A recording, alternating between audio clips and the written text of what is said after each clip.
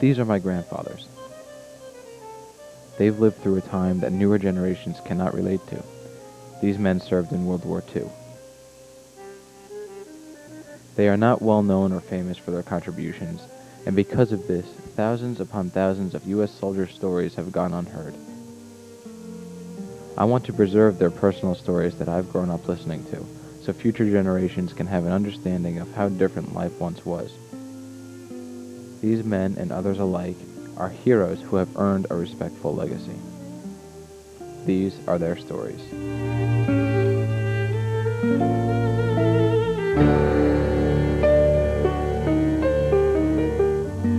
I had no objections to being drafted. I thought that what Japan did to attack Pearl Harbor, I thought it was our duty to go in and settle the issue. I'll tell you, I was very enthused. I said, we got to get into the war or something. I was drafted in the month of July of 1943. When the time came, they shipped us out to Europe. We went to England. I think it was up in Swansea. They put us up in Singleton Park, I remember. All England was getting filled up with everything. It was getting crowded and congested. We hit England and remained in England for a few weeks before we got our orders to go into France and Germany. I tell you, it was unbelievable. We were drenched with rain, and once we hit Germany, we were drenched with snow. It was unbelievable. Well, we set up our guns, which was the 155 millimeter long toms. We were waiting for that, when that D-Day is going to come. But then one day we got a call, they put us on a boat. Everybody, all the ships were waiting, just ready to go. And then we know this is it. When we knew that we're all ready to go and already had all our gears and everything, first thing you know, we start pulling out. Backing up the mightiest invasion by air, 4,000 ships, combat and landing craft carry the war to the enemy by sea. The Coast Guard, the Navy, the Air Forces land hundreds of thousands of British, Canadians, and Yanks on Hitler's doorstep within a few days.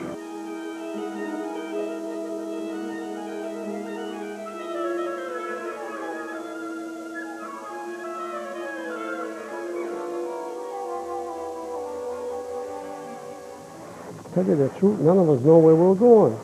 We were like a bunch of animals. Everybody trying to get in and get out. And I see some guys in the water. I got in. I was a squad leader. I had my squad there, 17. I said, no, I didn't see no one. Then I see one of my men near a ship that was sinking up there, was already been shot. I'm trying to pull him out. I seen one of our men, a sergeant. I said, hey, let's try to get him out. But we try to get him out. First thing, we got hit with a lot of these shells around us, so we let him go. First thing you know, the guy was dead. When he was dead, we split up. I split up. I hit the edge of the hill. It was like rocky sand. I fall near a ranger. He had his head blown off, and he had a 75 millimeter shell.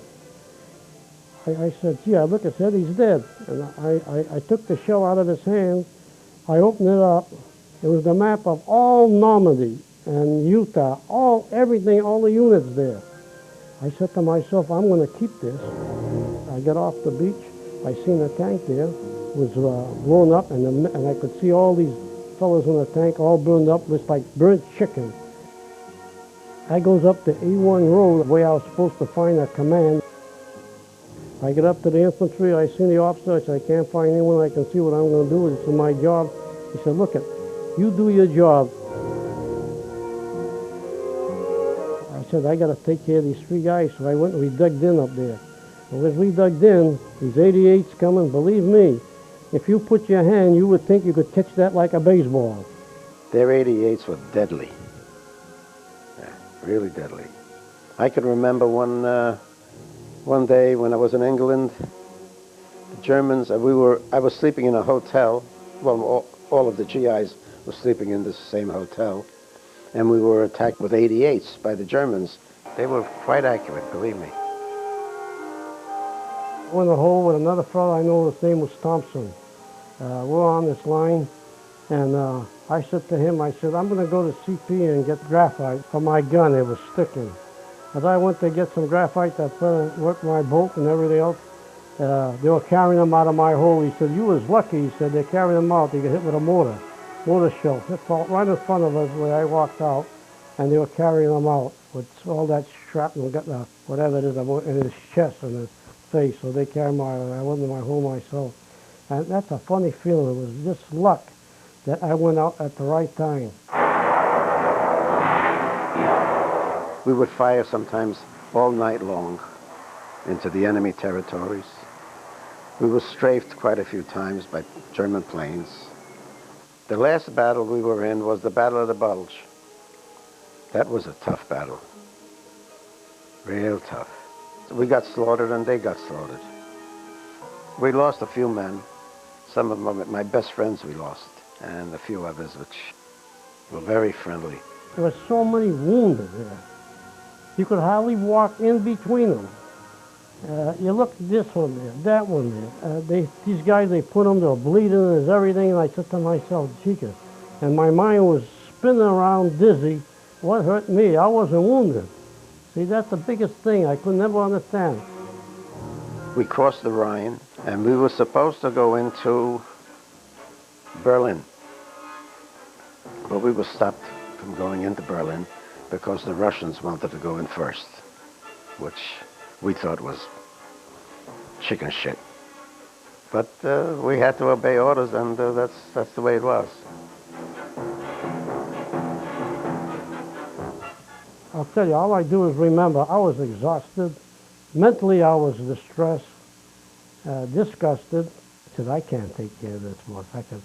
I hope I get out of here now fast. And that's the truth, because I felt I had it, you know.